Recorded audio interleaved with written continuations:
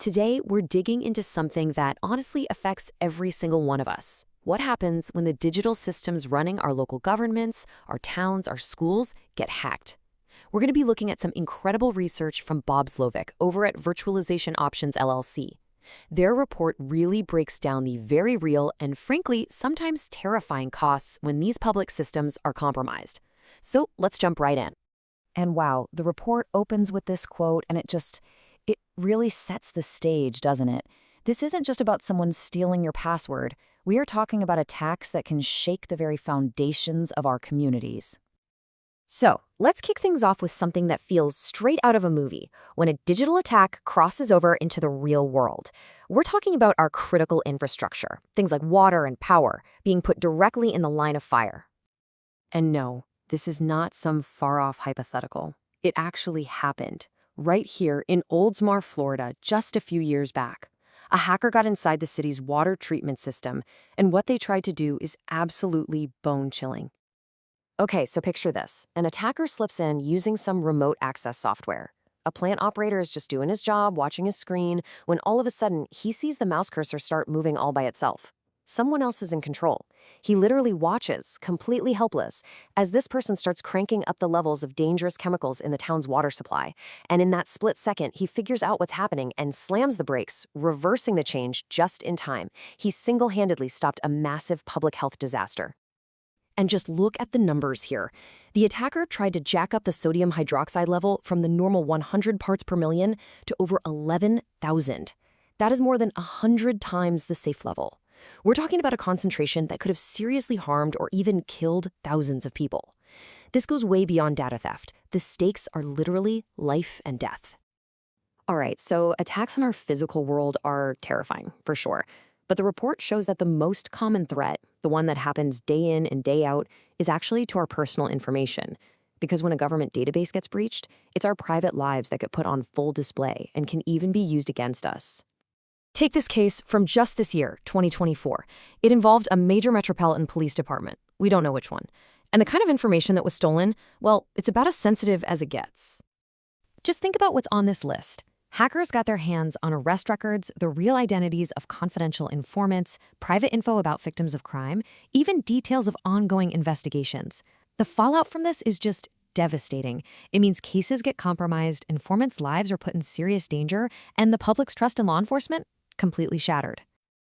Now, let's talk about an example that hits even closer to home for pretty much every adult out there. The DMV. Back in 2022, a state DMV was hit with a massive data leak that ended up affecting millions of people. The scale here is just mind-boggling. And you want to know the crazy part? The breach didn't even happen at the DMV itself. The weak link was a single outside company they used, but because so many states used that same company, one little security failure ended up exposing drivers' data in 47 states. It just goes to show you how one tiny crack can cause a nationwide flood. You see, these attacks don't just happen and then they're over. They create these huge ripple effects that go on for years. Beyond all the immediate chaos, there's this long-term cost, not just in dollars and cents, but in the deep personal impact it has on people's lives. To give you a sense of the kind of money we're talking about, look at this number. That was the settlement that Equifax had to pay after its massive data breach. Now, sure, that's a private company, but it really sets the stage for the kind of staggering financial hit that comes with losing people's private data. But money, it doesn't even begin to tell the whole story. As the report points out, the emotional damage, well, you just can't put a price tag on it. People feel violated, they feel anxious, and maybe worst of all, they feel betrayed by the very organizations that were supposed to be protecting them. That loss of trust can take a generation to fix. And if you want the ultimate example of long-term damage, look no further than the Office of Personnel Management breach in 2015. This wasn't just names and social security numbers.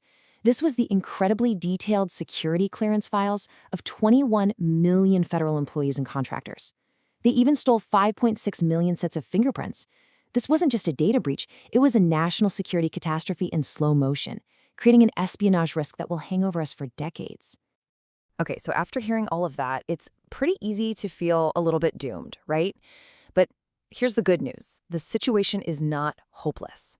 The report lays out a really clear path forward. It's about how we can build a kind of digital fortress around our public services. So let's talk solutions. One of the biggest ideas the report highlights is a security philosophy called zero trust. You know, the old way of thinking was like a castle with a moat. If you got past the outer wall, you were basically trusted to go anywhere. Well, zero trust throws that whole idea out the window. It works on one simple principle. Assume no one is safe by default, and verify every single person and every single connection every single time. It's a total flip in thinking. Trust no one, verify everything. And this isn't just some abstract concept. There's actually a playbook for it. It's called the NIST framework, and it's just a logical 5-step cycle.